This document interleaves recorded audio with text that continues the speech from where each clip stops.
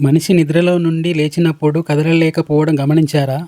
కొంతమంది దీనిని ప్రమాదం అనుకుంటారు. కానీ ఇది శరీరంలో మెలకువ వచ్చినప్పుడు మనసు లేచినా శరీరం స్పందించలేకపోవడం వల్ల జరుగుతుంది.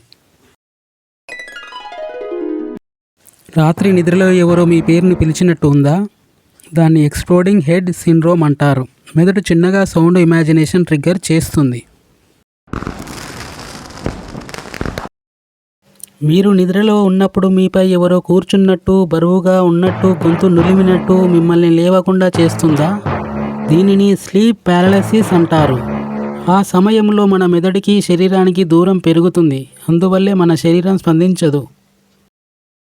అడవిలో మనం హంటెడ్ జోన్లో ఉన్నప్పుడు మన మొబైల్లో ఎంత సిగ్నల్ ఉన్నా కూడా పనిచేయడం మానేస్తుంది. ఎందుకంటే అక్కడ నెగిటివ్ ఎనర్జీ చాలా ఎక్కువగా ఉంటుంది. అందువల్ల ఎలక్ట్రాన్స్ని పనిచేయకుండా చేస్తుంది. కానీ మీరు లైక్ చేయలేదు, సబ్స్క్రైబ్ చేయలేదు.